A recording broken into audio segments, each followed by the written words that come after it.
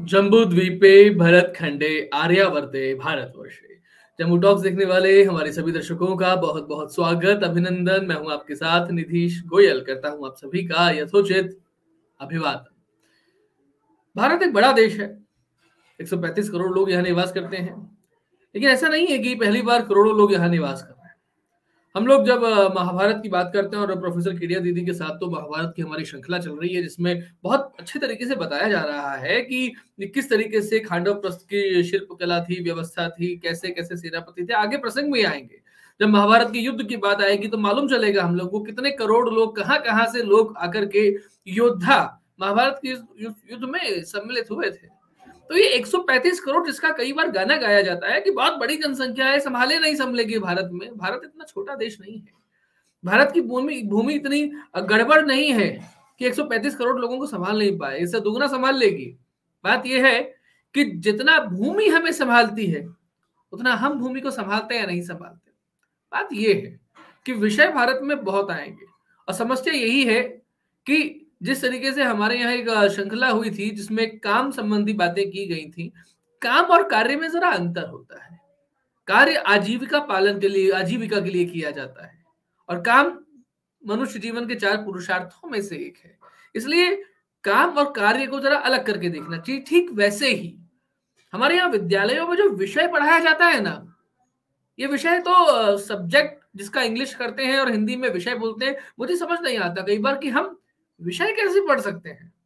विषयों में आसक्ति तो गलत ही बताई गई है और विषयों में आसक्ति नहीं होनी चाहिए। इवन दैन अगर हम विषय पढ़ रहे हैं तो फिर हम क्या पढ़ रहे हैं। ठीक वैसे ही भारत में हर दिन कोई ना कोई विषय नया उठता है। अब विषय उठेगा तो बवाल तो होगा। ये अलग बात है कि वो विषय उठ रहा है या उस विषय को कुछ लोगों के द्वारा उठाया जा रहा है। हिजाब basically it is an non issue. मैंने अपने एक वीडियो में अभी 2 दिन पहले बताया था कि वो महिलाएं जो भारतीय जनता पार्टी को उत्तर प्रदेश के चुनावों में मुस्लिम महिलाएं वोट देने वाली थी, उनको साधने का उपक्रम हिजाब है। लेकिन अब वो केवल उनको साधने का उपक्रम भर नहीं रह गया है, ये उन देश तोड़ने वाली ताकतों के लिए एक बड़े षड्यंत्र के रूप में सामने आया है। राजस्थान में चल रहा है, कर्नाटक से शुरुआत था, पनपा था, कर्नाटक से शुरू नहीं हुआ था, शुरुआत तो केरल से हुई थी। लेकिन केरल की सरकार को ना टोपी से समस्या है, ना नमाज से समस्या है, ना इस्लामीकरण से समस्या है, ना बुरके से, ना हलाल से, ना हलाला से, ना हिजाब से, उसको तो किसी से भी समस्या नहीं है। तो कर्नाटक से ये पनपा, राजस्थान, महाराष्ट्र, देश भर में जहां जहां पर भाजपा की सरकारें हैं या ऐसे समर्थित लोगों की सरकारें होंगी, वहां पर ये पनपेगा और ये चीज आगे बढ़ेगी। ये आगे बढ़ के अब केवल उत्तर प्रदेश चुनाव तक सीमित नहीं रहेगी। लेकिन हमें देखना है कि इन चीजों की आड़ में हमसे किस तरह की उम्मीद की जा रही है। ये शायद उम्मीद वैसे ही है या फिर इट्स अ टेस्टिंग फेज। जब हमें कहा गया था कि वंदे मातरम के लिए खड़ा होना है या जनगणमन के लिए खड़ा होना है, ये किसी संविधान में नहीं लिखा है, इसलिए क्यों खड़े हो हमारे मन की बात है। ये ठीक वैसे ही है जब कोई कह दे, कोई महिला कह दे कोई कि शर्म तो आंखों में होनी चाहिए, उसके लिए किसी और चीज की आवश्यकता नहीं है। तो ये जो अजीब सा शब्दों के जरिए खेलने की बात है, हिजाब भी कोई इसी तरीके का एक ऐसा विषय है जिसकी आड़ लेकर के बहुत सारे लोग बहुत बड़ा बवाल, या यूं कहूं कि उत्तर प्रदेश बिहार की भाषा में बात करूं तो बलवा करने की तैयारी में है। हम आज इसी विषय पर बात करने वाले हैं। आप सभी से निवेदन है, ये जम्बू टॉक्स है, ये जम्बू थॉट्स है। इस विचार को पूरे अधिकार के साथ ग्रहण कीजिए। चैनल को सब्सक्राइब करें, बगल वाली घंटी दबाकर बेल आइकन एक्टिवेट करें, जिससे हमारे सभी नोटिफिकेशंस आप तक पहुंच सके। वीडियो को लाइक और शेयर जरूर करें और इस अभियान में अपना प्रत्यक्ष सहयोग दे करके हमारे सहयोगी हमारी शक्ति जरूर सिद्ध करें। आइए स्वागत करता हूं हमारे बीच पधारी हुई प्रोफेसर कुसुमलता केडिया जी। दीदी जी प्रणाम, कैसी हैं आप? अच्छी हूँ। आज का विषय दीदी हिजाब, कुरान का पालन या बलवा की तैयारी। ये बलवा जो है वो उत्तर प्रदेश और बिहार का बड़ा प्रसिद्ध शब्द है। तो कुरान के बारे में बनावटी मुसलमान में आपने खूब लिखा हुआ है, हदीस के बारे में आपने खूब लिखा हुआ है। तो कुरान और हदीस को कोट करने वाले, उन्हें पता ही नहीं है कि कुरान में क्या लिखा हुआ। आरिफ मोहम्मद खान जी का इंटरव्यू आया था अभी और उन्होंने उस इंटरव्यू में काफी सारी बातें कही, लेकिन उसका एक बड़ा पार्ट हमारे दर्शक आज के कार्यक्रम में आपसे सुनना चाहेंगे, समझना चाहेंगे। जी दीदी। देखिए, ये हिजाब की बात करने वाले स्वयं को मुसलमान यानी मोमिन कह रहे हैं। कुरान केवल मोमिनों पर ही लागू होता है, और ये जो बात कर रहे हैं ये मोमिन नहीं है, ये सब के सब मुनाफिक हैं, जिनके लिए कुरान में बहुत सीरियस पनिशमेंट दिया हुआ है। एक बात। दूसरी बात, अब ये जो 6 लड़कियों ने हल्ला शुरू किया है, ये लड़कियां कौन है? ये कैंपस फ्रंट ऑफ इंडिया की मेंबर्स हैं। ये campus front of India people's front of India की तरह का ऑर्गेनाइजेशन है। ये सिमी की तरह की एक चीज है, और इसका केवल और केवल प्रयोजन दंगा फसाद बलवा लॉ एंड ऑर्डर का सिचुएशन खड़ा करना है। अब अगर ये मुसलमान औरतें होती या मोमिन औरतें होती, तो भाई लड़कों के स्कूल में पढ़ने कैसे जा रही, लड़कों के साथ मर्दों के साथ उठ बैठ कैसे कर?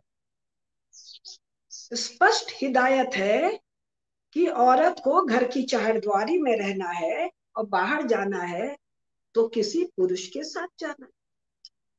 ये तो हिजाब पहनकर बैडमिंटन खेल रही है, हिजाब पहनकर सड़कों पर झुंड के झुंड की तरह निकल रही है। तो ये क्या है? ये वॉर क्राई है, ये लड़ाई का बिगुल बजाना है। अब इसमें मैं एक कोटेशन पढ़ के सुना रही।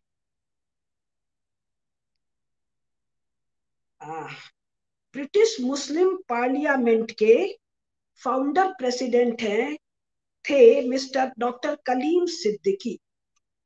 डॉक्टर कलीम सिद्दीकी ने 19 अप्रैल 1992 को कहा,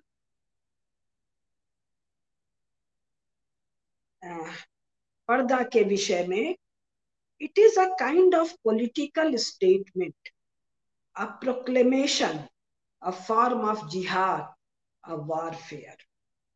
कौन कह रहा है? जिसने ब्रिटिश मुस्लिम पार्लियामेंट का जो फाउंडर प्रेसिडेंट है। तो पर्दा बुर्का क्या है? It's a political statement, a proclamation, a form of जिहाद, अ वॉरफेयर। 19 अप्रैल 1992 को कॉन्फ्रेंस ऑफ, छठवां जो कॉन्फ्रेंस हुआ यूरोपियन मुस्लिम्स का, उसमें बोलते हुए उन्होंने कहा, when we men walk down in the street, we are just a face in the crowd. जब हम मुसलमान आदमी सड़क पर चलते हैं तो भीड़ में से हम कुछ चेहरे हैं। But when a woman wears a hijab, she is carrying the flag of Islam.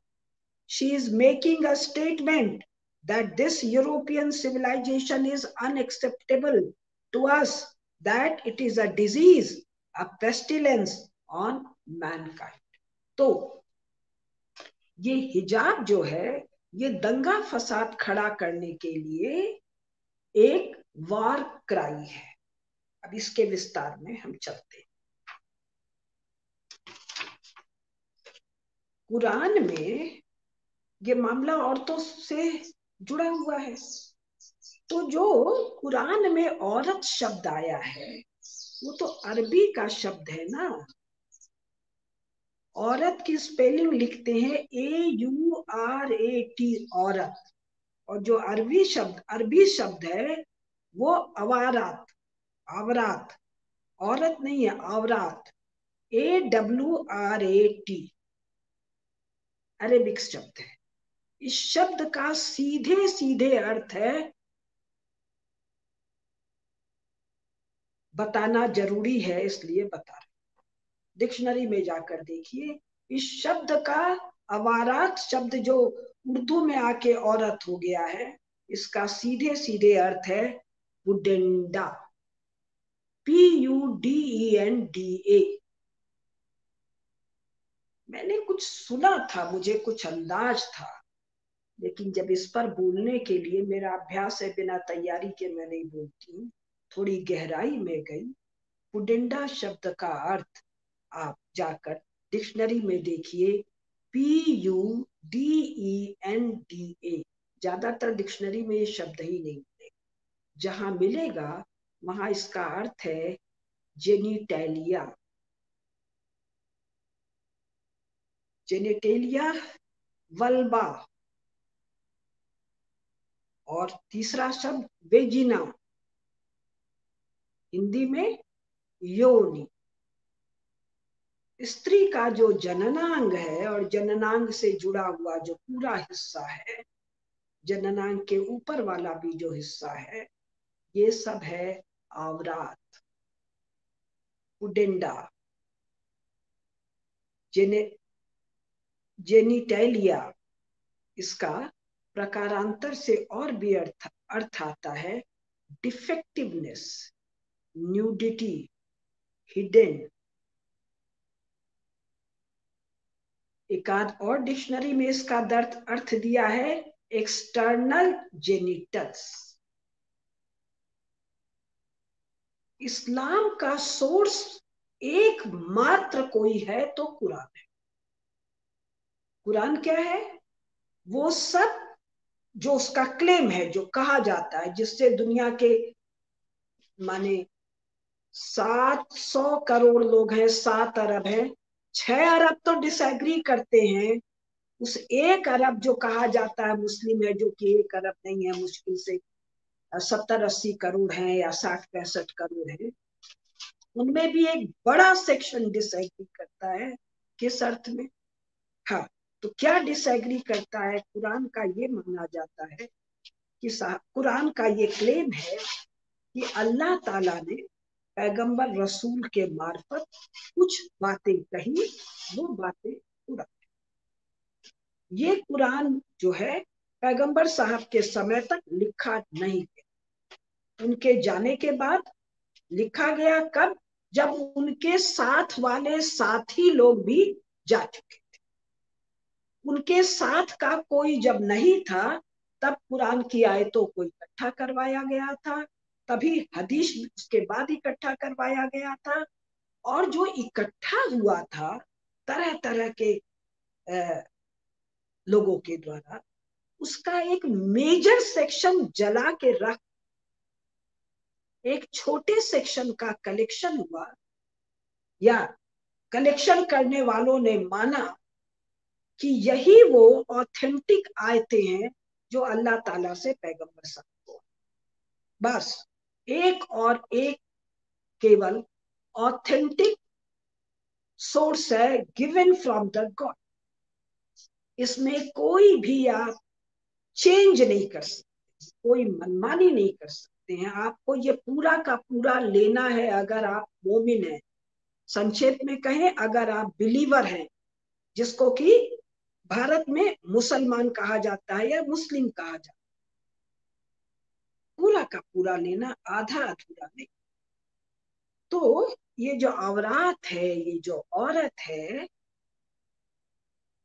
इसके विषय में कुरान जो कहता है वो ये कहता है, men have preeminence above women।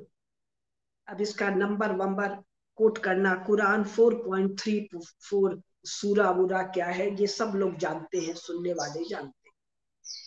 men have preeminence above women। जो हिजाब पहन रही हैं या नहीं पहन रही हैं, लेकिन स्वयं को मोमिन या मुसलमान कहती हैं, उनको ये मानना पड़ेगा कि वो आदमी से नीचे हैं, आदमी के बराबर नहीं है। ये जो मियां मौलाना दिन भर भारतीय संविधान की दुहाई देते हैं, ये तो कुरान को वॉयलेट करता है। भारतीय संविधान कहता है स्त्री पुरुष में भेदभाव नहीं किया जा सकता है।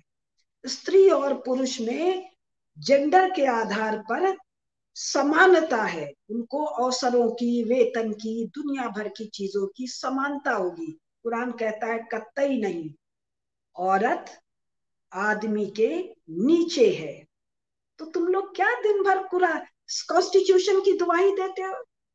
जो जो भारत के संविधान की दुहाई देता है वो कुरान को वॉयलेट करता है, वो मुनाफिक है, वो मोमिन हो ही नहीं सकता है कुरान के अनुसार। फिर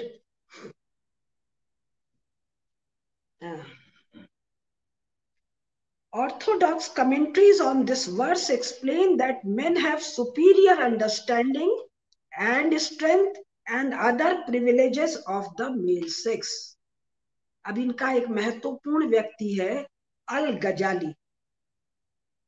ये अल गजाली मुस्लिम थियोलॉजियंस में एक बहुत अत्यंत महत्वपूर्ण व्यक्ति है। एक महत्वपूर्ण नहीं, अत्यंत महत्वपूर्ण व्यक्ति है। उसका कहना है मेरिट हैज 1000 कंपोनेंट। गुणों के गुण 1000 प्रकार के हैं, एक 1000 component, only one of which is attributable to women, while 999 are attributable to men. ये अवारात जो है, औरत जिसको कह रहे हो, इसके पास एक है, मर्द के पास 999। एक तो है ही है, 999 प्लस है। तो ये जो सड़क पर डोल रही हैं, ये लॉ एंड ऑर्डर का इशू है। ये जो CAA में जाकर बैठी थी, शाहीन बाग में प्रदर्शन कर रही है, जो ये सड़क पर आ रही हैं, ये आदमी के नीचे हैं। ये महबूबा मुफ्ती, ये बेनजीर भुट्टो, जो मर्द पर हुकूमत करी और करना चाहती हैं, ये कुरान का वायलेशन है।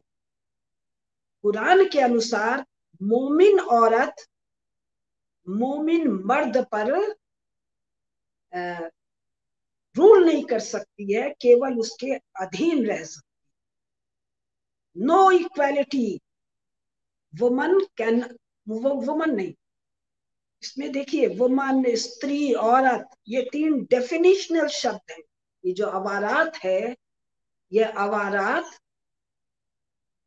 रूलिंग की प्रक्रिया में, ब्यूरोक्रेटिक प्रक्रिया में, जुडिशरी की प्रक्रिया में कुरान के अनुसार पार्टिसिपेट नहीं कर सकती। यहाँ तक कि कुरान में एक मर्द की यदि गवाही है तो that is not equal to एक औरत की गवाही, ये बराबर है 2 औरत की गवाही से। यानी ये तो गवाही देने के मामले में भी मर्द की आधी है कुरान के अनुसार। तो आगे इसमें एक चीज समझा दे, ये जो पैगंबर साहब हैं, इनको जब आयतें वायतें उतरने लग गई, तो ये उनका मानसिक विभ्रम है या वस्तुतः कोई अल्लाह ताला का कमांड आ रहा है, इसको वेरीफाई करने के लिए ये जाते हैं ज्यूज और क्रिश्चियन के पास।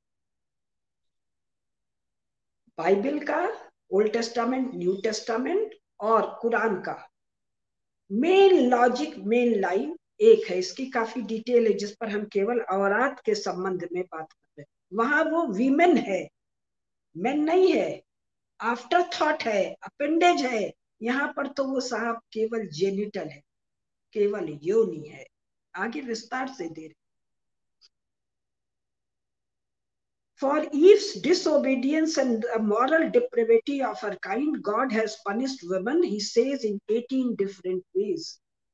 हम लोगों ने साथ पढ़ा था, अल गजाली का कहना है कि अल्लाह ताला ने औरत को 18 प्रकार के श्राप या पनिशमेंट दिए हैं। 18 प्रकार के क्या श्राप और पनिशमेंट हैं? पहला है मासिक श्राप, जो हर महीने उसके जेनिटल से, योनि से जो खून निकलता है या जो भी मासिक स्राव है, वो गॉड, अल्लाह का पनिशमेंट है, गॉड का पनिशमेंट है। प्रेगनेंसी, ये जो प्रसव है, भारतीय परंपरा में ये भगवान का आशीर्वाद है, यहाँ ये गॉड का पनिशमेंट है। चाइल्ड बर्थ, माँ होना पनिशमेंट है। सेपरेशन फ्रॉम पेरेंट्स, उसको अपने माँ का घर छोड़ के जाना पड़ता है, ये पनिशमेंट है। हर लाइबिलिटी टू बी डाइवोर्स्ड, उसको तलाक दिया जा सकता है। एंड इनएबिलिटी टू डाइवोर्स, लेकिन वो तलाक नहीं दे सकती। अल गजाली कह रहे हैं ये गॉड का उस पर कर्स है। हाँ, that the fact that it is lawful for man to marry 4 wives मर्द एक साथ 4 शादी कर सकता है अपनी जिंदगी में, तो सैकड़ों शादी कर सकता है। 4 में से 1 को हटाता गया, 2 3 को हटाता गया, दूसरा 3 4 6, हजारों शादी कर सकता है, बट एक साथ 4 बीवी रह सकता है। लेकिन she has to be content with only 1 husband, लेकिन उसके पास एक साथ केवल एक मर्द हो सकता है। That 2 women's testimony is to be set against testimony of 1 man. गवाही देना होगा तो एक औरत की गवाही एक मर्द की गवाही के बराबर नहीं होगी। या स्त्री पुरुष मत करना, स्त्री एकदम भिन्न चीज है, अवारात एकदम भिन्न चीज है, वुमन और ईव एकदम भिन्न चीज है। तो हम अभी बात कर रहे हैं कुरान के अनुसार अवारात क्या है। अब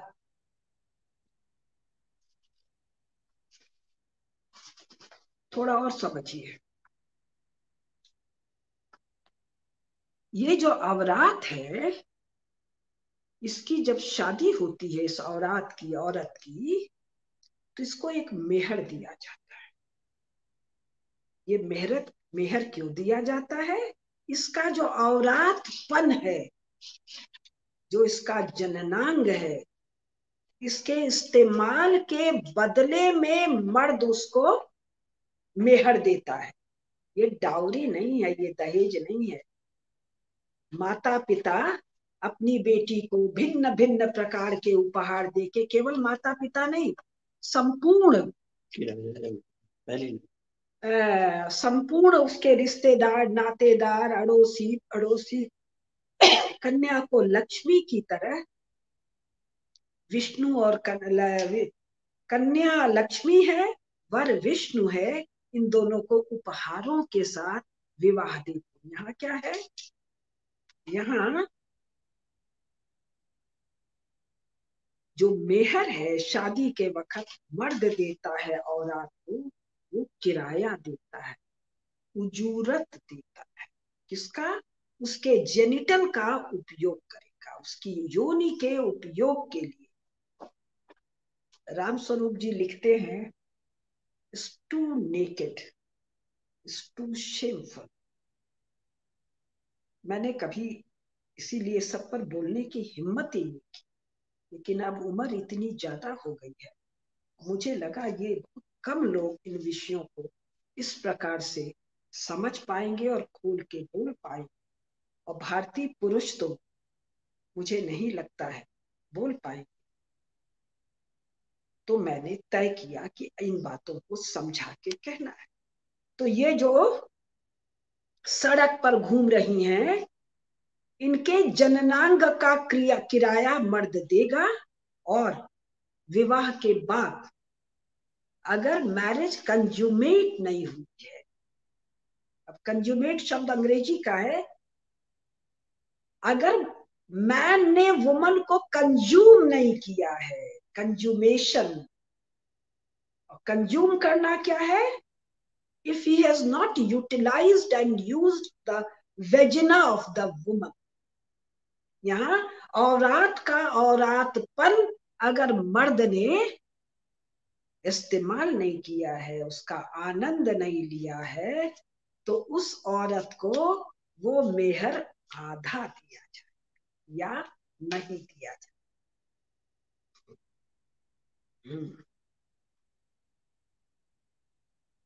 A woman who marries on her own is an adulteress. हाँ, एक चीज और, इस पर अभी पहले पूरा कर दूं। ये कौन कह रहा है? अबू हुरैया।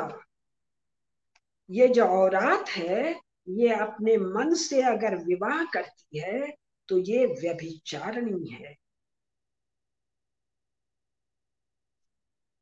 ये जितनी मोमिन औरतें सिविल मैरिज कर रही हैं या अपने आप शादी कर रही हैं, यह व्यभिचारिणी हैं कुरान के अनुसार। और कुरान के अनुसार इनकी पेनाल्टी डेथ पेनाल्टी है, लेकिन सिंपल डेथ नहीं है, क्रूवेल डेथ है। क्रूवेल डेथ का वर्णन अभी हम पढ़ के सुनाएंगे। A woman who marries on her own is an adulteress, says Abu Hurayra reporting the Prophet's words. According to Aisha, Aisha कौन है? वो है जब 5 साल की बच्ची थी तो उससे पैगंबर ने विवाह किया था, and she was the most beloved wife of पैगंबर साहब. तो according to Aisha, the Prophet says, a marriage without a guardian is null and void, null and void, null and void. तो जब निकाह हुआ ही नहीं, निकाह मतलब for the consumption of the vagina, it is not legitimate. Then if her vagina has been utilized, then she is an adulteress, व्यभिचारिणी है, और उसका कोड़ा मार के, पत्थर मार के अभी बता. A man who has intercourse with such a woman should pay her meher for the advantage he has derived from her farj. Too naked, too naked. फिर भी कहा जाना चाहिए क्योंकि ये भारत में बलवा का कारण बन रहा है, लॉ एंड ऑर्डर का कारण बन रहा है. और मुझे पक्का विश्वास है 90% नहीं, 95 भी नहीं, 98% भाजपाई और संघियों को ये नहीं पता है जो मैं बता रहा हूं. पैगंबर साहब क्या कहते हैं? नहीं, मिस्कातु मसाहिब, ये सब मैं फेसबुक पर इन राइटिंग भी लिख कर डाल दूंगी. तो ये जो मिस्कातु अल मसाहिब है, a well known compilation of traditions much used in India, उनके अनुसार अगर कोई पुरुष ऐसी स्त्री के साथ समागम करता है तो उसको वो जो पुडंडा है, जो औरत है, जो फर्ज है, फर्ज शब्द का, इसके बाद ही जब मैंने ये सब पढ़ के पंकज जी को बताया तो पंकज जी ने आज फेसबुक में लिखा, इन शब्दों से क्षमा याचना मेरे मुंह से निकलने वाला था, तौबा तौबा, पता नहीं तौबा का भी क्या अर्थ है. इन शब्दों के कैसे भयंकर अर्थ है हमारी सेंसिटिविटी के लिए कि चूंकि अगर मर्द ने उस औरत के साथ इंटरकोर्स समागम किया है, मायने the advantage he has derived from her vagina, तो उसको महर दे. Payment for sexual act is called prostitution. ये पत्नी है कि वेश्या? भारतीय संविधान की अगर जिस क्षण तुम दुहाई देते हो, तुम मुनाफिक हो, तुम मोमिन हो नहीं सकते. भारतीय संविधान में अगर ये डाल दिया गया होता तो भारतीय लोगों ने इनको काट कर फेंक, काट के फेंकना मतलब वाणी से. स्त्री का ऐसा घनघोर अपमान कुरान में औरत ये है. आगे सुनिए. इसके अलावा एक उनके यहाँ टेम्पररी मैरिज है.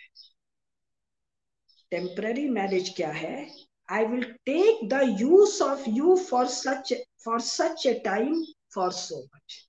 मैं तुम्हारे पुदेंदा का, तुम्हारे औलाद का, तुम्हारे योनि का, तुम्हारे वेजिना का इस्तेमाल इतने दिनों तक, इतने मेहर के बदले में करूं. मेहर हरदम रुपया नहीं है, तुम्हारे घर काम कर दूंगा, तुमको कोई सामान ला दूंगा, कपड़ा ला दूंगा, मदद कर दूंगा. It can be cash, it can be kind, it can be even in the form of services. हाँ,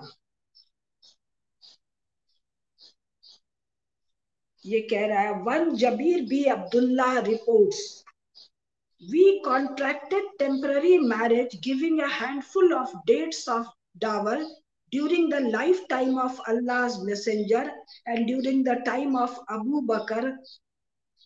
अबू बकर के समय और पैगंबर साहब के समय टेम्पररी मैरिज, इतना डेट, इतना खजूर देकर मैं तुम्हारे पुदिंदा का, तुम्हारे फर्ज का, तुम्हारे औरात का इस्तेमाल कर, ये है निकाह। हाँ, आईने अकबरी मेंशंस, ये जलालुद्दीन वाला जिसको अकबर कहते कहते लोग नहीं थकते हैं, वही बाबर हुमायूं का बेटा जलालुद्दीन, उसी का आईने अकबरी। आइन का मतलब होता है कानून की किताब। उस कानून की किताब में क्या क्या लिखा है, मैंने 3 भाषण दिए आइन पर, सेंटर फॉर सिविलाइजेशन स्टडीज के साइट पर, हंसते हंसते पेट फूल जाएगा। हाथी और हथनी मीटिंग कैसे करते, आम का दाम क्या होगा, आम से अचार कैसा बनेगा, उस आइन में है।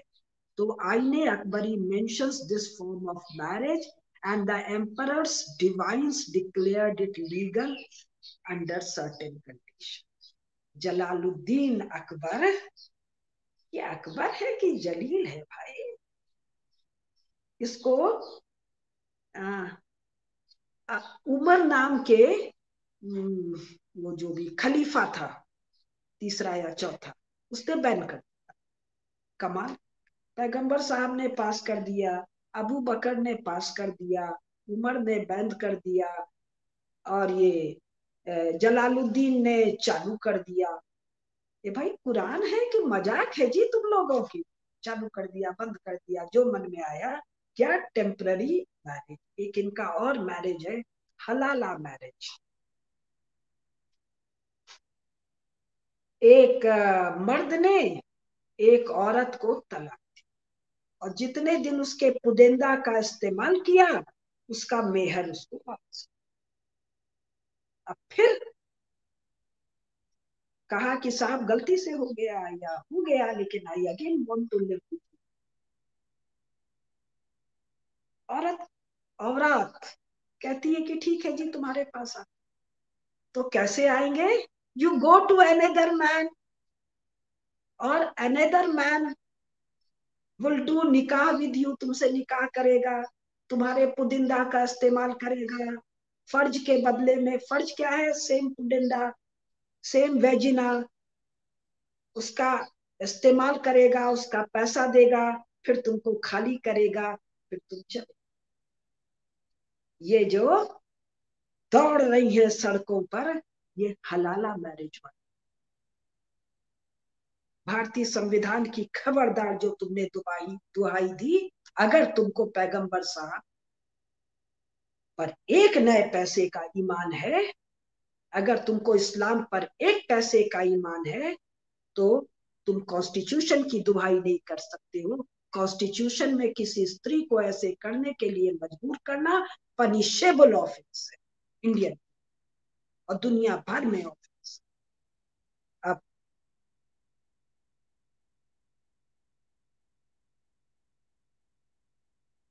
अब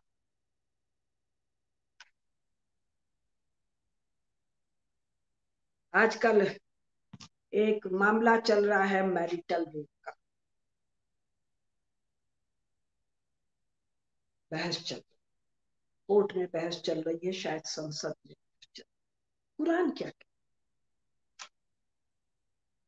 A woman is a man's tilth unto whom he may go as he desires. अब ये तीर्थ का भी अर्थ काफी जुलसा है, मोटा मोटी इसकी जागीर है, औरत आदमी की जागीर है, ये कह रहा है कुरान 2.223। इसका जो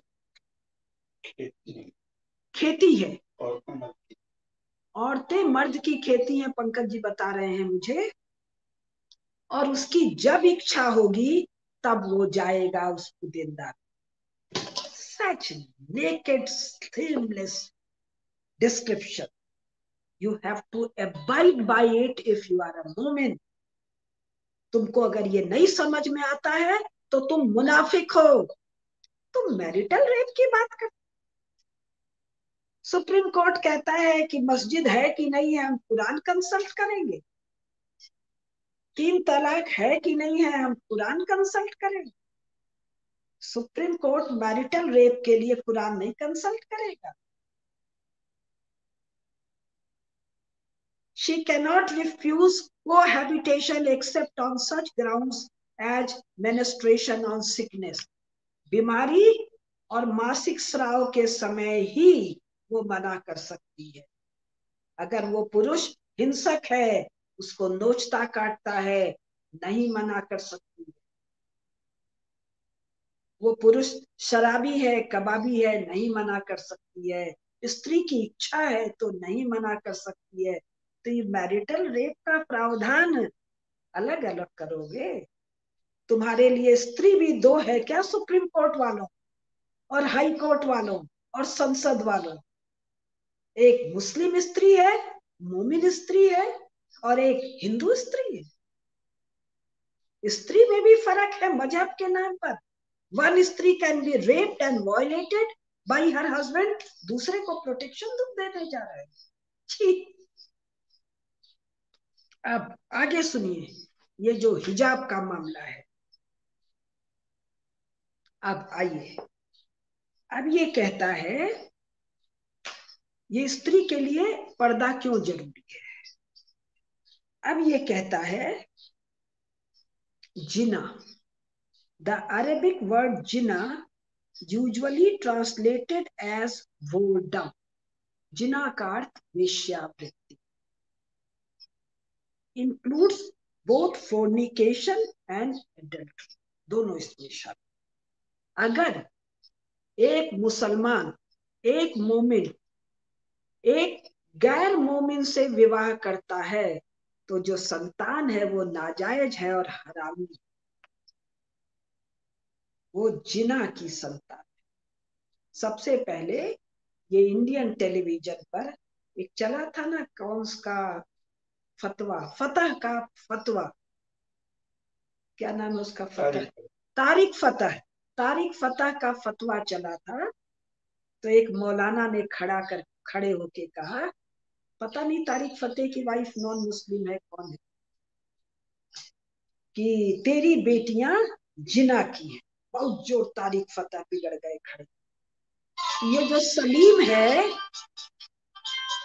ये जो सलीम है कौन, जलालुद्दीन का बेटा, जिसको जहांगीर के नाम से जानते हो, वो तो तुम लोग बताते हो कि जी जोधाबाई का बेटा है। जोधाबाई तो हिंदू राजपूतानी है, वो तो जिना वाला है, हरामी है, नाजायज है। और ये दोनों शब्द कुरान के।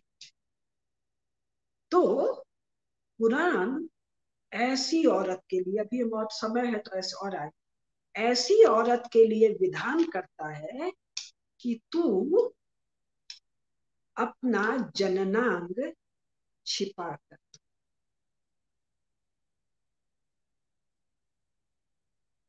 Shameful, shameful. As a woman, I'm feeling ashamed. As a human being, I'm feeling ashamed. As a Hindu, I'm feeling ashamed. As a well-educated person, I'm feeling ashamed. ये कहता है तू अपना सीना, सीना का मतलब अपना ब्रेस्ट और अपना जननांग छिप। आपने नूरजहां की तस्वीर किसी निकाब हिजाब टाइप चीज के साथ देखी है? जीनत महल की आपने कभी पढ़ा है कि जहां नारा और शाह नारा और रोशन आरा और कौन कौन आरा थी, ये सब कोई काले रंग का बुरका बुरका पहन के घूमती थी? और ये बेनजीर भुट्टो, और बेनजीर भुट्टो जैसी लाखों अपनी शक्ल दिखाए घूमती है। और ये जो है कश्मीर वाली महबूबा, और ये जो ममता है जो नमाज पढ़ती है, ये सरासर अगर मुसलमान नहीं है तो कुरान का और पैगंबर साहब का मजाक उड़ा दे। नमाज केवल और केवल मोमिन पढ़ सकता है, ये शाहरुख खान नहीं पढ़ सकता, ये मोमिन नहीं, ये मुनाफिक है।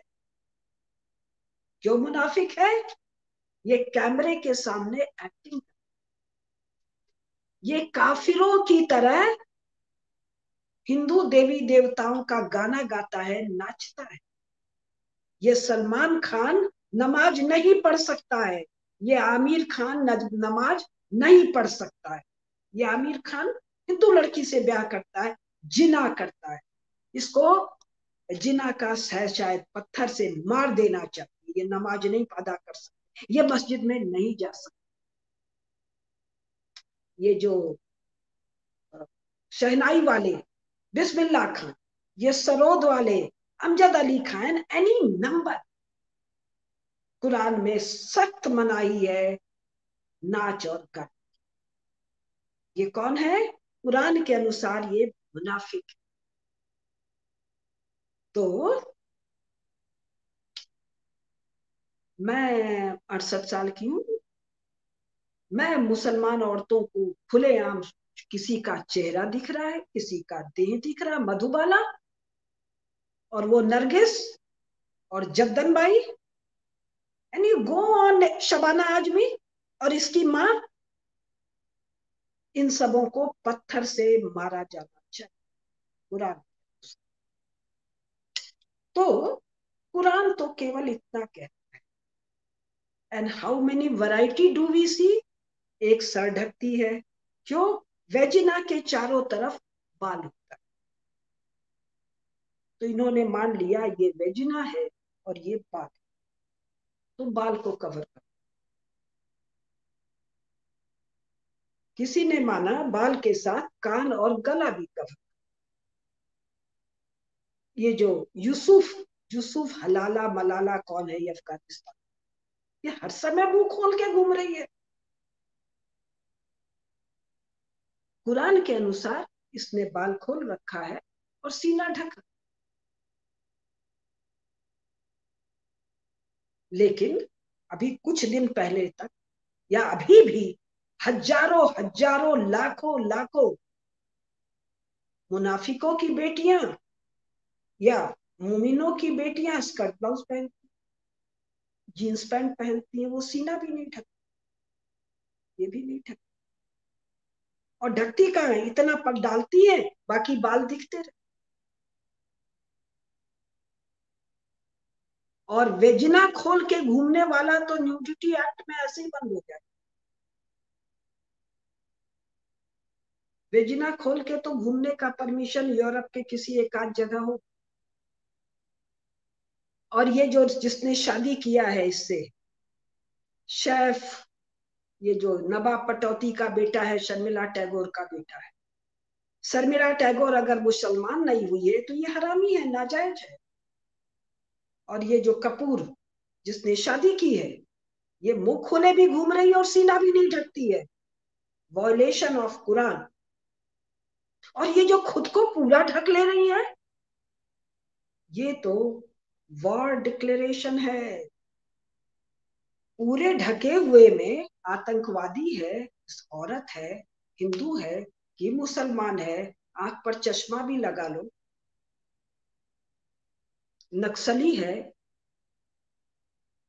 चीनी है, कैसे जानिए? आपने कभी सुना कि आयशा कोई काले रंग का कपड़ा पहन के सर से पांव तक घूमती थी? एक प्रसंग और है कुरान में, वो प्रसंग है पैगंबर साहब अपनी किसी पत्नी के साथ अंतरंग क्षणों में थे, मैं उससे ज्यादा खोल के नहीं। उस समय कोई बाहरी मर्द भीतर, अरे तो कोई महल में नहीं रह रहे थे ना, एक मस्जिद में थे। और मस्जिद ये वाली नहीं थी जामा मस्जिद, भारत के मंदिरों को कन्वर्ट कर ताड़ के पत्ते से ढका, उसके किसी क्वार्टर मतलब एक हिस्से में रहे। अंतरंग क्षण से ज्यादा कहने का जरूरत नहीं, नहीं तो कह रहे हैं समागम की किसी पूर्व या बाद की स्थिति। उस समय कोई पुरुष भीतर आ, तब उन्होंने कहा पर्दा होना चाहिए। और ये पर्दा केवल पैगंबर साहब की 17 पत्नियों के लिए था। It was more of A status,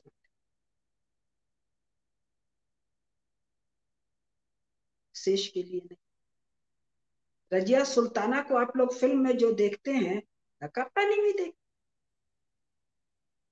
और दुनिया भर की मुसलमानों का फोटो गूगल पर सर्च कर लीजिए, सारी की सारी टीवी में चली आ रही है, कोई पार्लियामेंट में चला जा रहा है, पार्लियामेंट तो कानून बनाने की जगह है ना, औरत कैसे कानून बनाई? तो ये इस्लाम और कुरान जो है वो खेल की चीज नहीं है। आइदर यू आर ए मोमिन और यू आर ए मुनाफिक, एंड मुनाफिक has to be very violently punished. पर्दा डाल लोगी, तुम कहोगी जी नाउ दिस इज, ये जो सर से पांव तक हम ढक लिए और हम अब सड़क पर दौड़ रहे हैं, हम मर्दों के साथ कंधे से कंधा मिला के चल रहे हैं, हमारी गवाही मर्द की गवाही के बराबर हो। मजाक समझ रखा है तुम लोग? पैगंबर साहब तुम लोग के खिलौना है। पैगंबर साहब ने जो कह दिया वो पैगंबर साहब का कथन नहीं है माय डियर, ये अल्लाह ताला का इंस्ट्रक्शन है। आपका औकात नहीं है इसको रीइंटरप्रेट करने का, आपका औकात नहीं है मोमिन और मुनाफिक दोनों का इसको एडिट करने का, इसका मनमानी अर्थ करने का। जब मैं ये बातें कहती हूँ तो लोग कहते हैं जी वो there are 4 schools of Islam. हमने कहा वो क्या भला है भाई?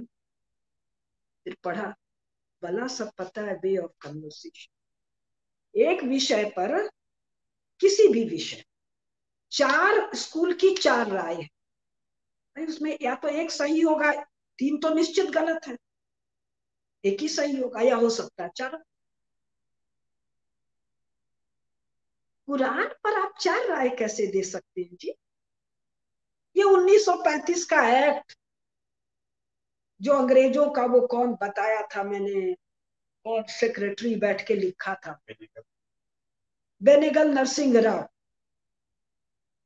इसका इंटरप्रिटेशन करने को तो 100 वकील बैठ सकते हैं भाई, कुरान को मजाक समझ। उस पर भी सुप्रीम कोर्ट एक ही पर ठप्पा मार, एक तो ये वाला अर्थ सही है। तुम लोगों ने मनमानी मचा रखा है। क्यों मनमानी मचा रखा है? क्योंकि तुम लोग ओरिजिनल अरबी मुसलमान मोमिन नहीं हो, तुम सब के सब कन्वर्टेड हो। भारत के जितने मुसलमान हैं सब कन्वर्टेड मुसलमान हैं, या तो मार खा के, या रेप के द्वारा, या छल के द्वारा, या भय के द्वारा तुम्हारे पूर्वज लोग कन्वर्ट हुए हैं। इसलिए तुम्हारी इस कन्वर्जन में कोई आस्था नहीं है। तुम हिंदू धर्म से मिले हुए सारे लाभ लेना चाहते हो, तुम और तुम्हारी औरतें। तुम्हारी औरतें मन करेगा सरस्वती गायन कर लेंगी, मन करेगा जी गीता जी पढ़ लेंगी, और तुम नालायक मन करेगा तो मंदिर के आगे दुकान खोल लोगे। एक कौन सा हाई कोर्ट का एक फैसला आया है दक्षिण के किसी मंदिर में कि मंदिर के जो दुकानें हैं वो मुसलमान को भी दे दो। क्यों जी? तुम्हारी चलेगी कि पैगंबर साहब की चलेगी? हिंदू के मंदिर में दुकान अगर लेते हो तो दुकान का किराया मंदिर देवस्थान हो जाता है, तो तुम शिर्क का गुनाह करते, लेकिन तुम करते हो।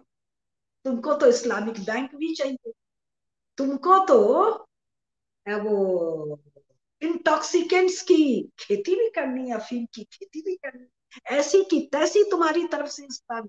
तुम मोमिन कोई नहीं, तुम सब के सब मुनाफिक हो। और मुनाफिक होने का मतलब क्या है? लाइसेंस फॉर लॉलेसनेस, इस्लाम के खिलाफ मनमानी करने की आजादी।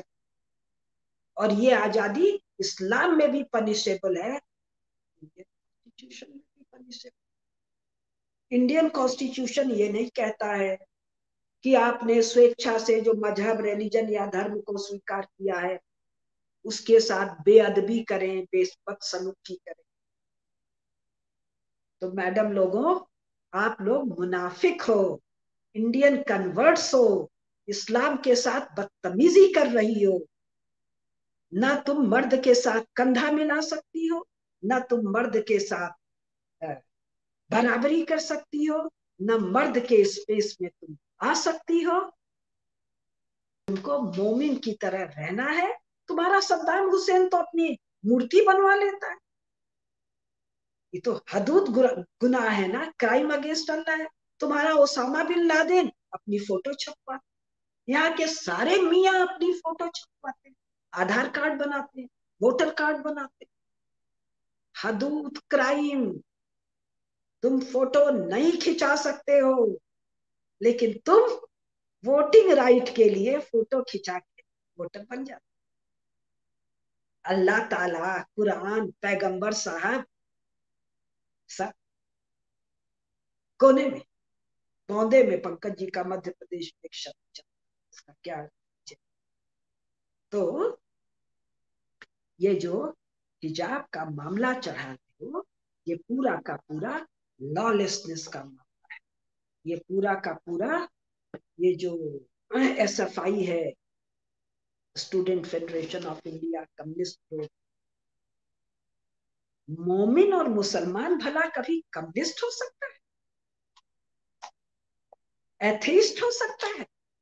अल्लाह के ये महादेव जी है हमारे, हमको तो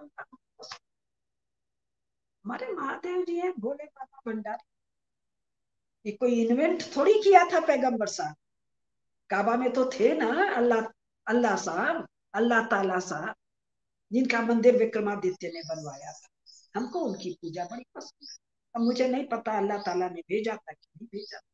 जिनको मानते हैं कि भेजा था, उस पर विश्वास करते हैं कि भाई पैगंबर साहब आखिरी रसूल हैं, उनके लिए ठीक है। लेकिन ये गांधी जी कहते हैं मैं पक्का मुसलमान हूँ, ईश्वर अल्लाह तेरो नाम, महादेव जी को तो याद करते हैं और कहते हैं मैं पैगंबर को आखिरी पैगंबर नहीं मान। अरे आपके मानने से चलेगा?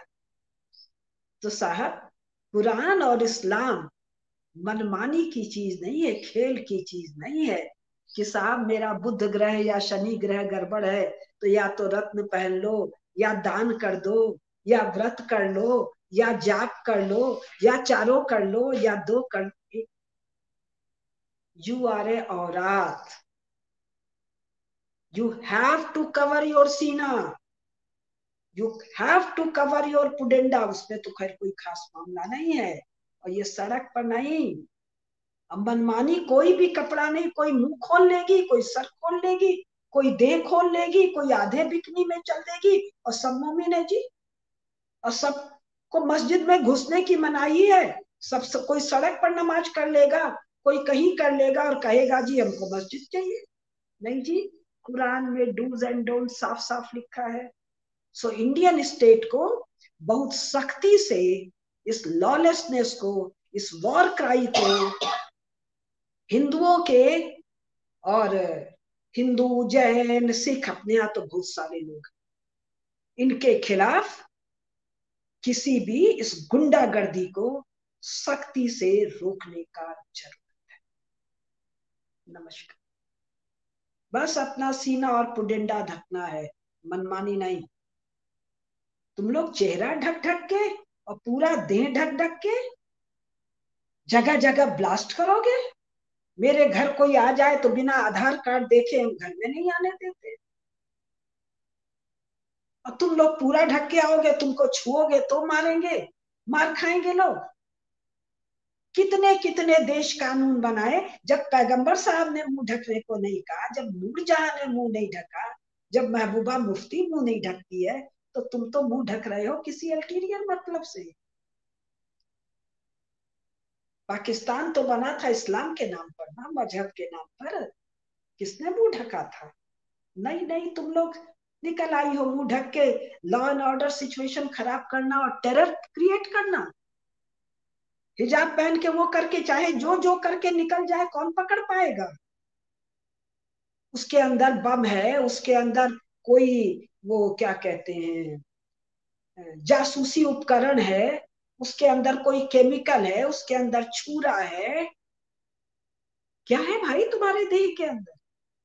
औरत है, आदमी है, रोहिंग्या है, हाउ डू आई नो?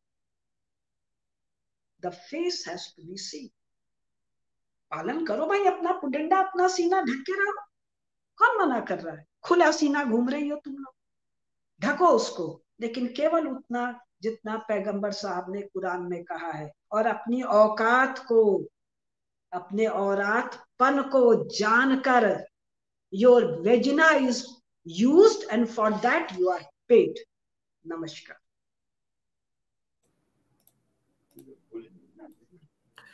अब इस कार्यक्रम के बाद में अगर किसी को कुछ भी संशय हिजाब के बारे में होता है तो हम उसके लिए बहुत कुछ नहीं कर सकते, क्योंकि आज के 1 घंटे के कार्यक्रम में जो समझाया गया है, जो बात बताई गई है, एकदम एक्चुअली बिल्कुल फैक्ट्स के साथ में, जो पैगंबर साहब ने जो बात कही है, अल्लाह ताला की जो बातें आप लोगों के सामने है, और किस तरीके से हिजाब अलीगढ़ मुस्लिम विश्वविद्यालय की जिस तरीके से बात हुई कि वहां पर जो अल्पसंख्यक हैं, यानी कि हिंदू अल्पसंख्यक हैं, उनके लिए हिजाब छात्राएं क्या कहेंगी कि वो उनको भगवा पहन करके आना चाहिए। बात भगवा और हिजाब की है ही नहीं, बात तो ये है कि आपकी मंशा क्या है, आप करना क्या चाहते हैं। चलिए, आप करना चाहते हैं तो कुछ करिए, लेकिन कुछ ऐसा करिए तो देश आपको याद रखे, न केवल देश आज के वर्तमान का याद रखे, बल्कि जो न जनरेशंस आगे जाने वाली हैं वो आपको याद रखें।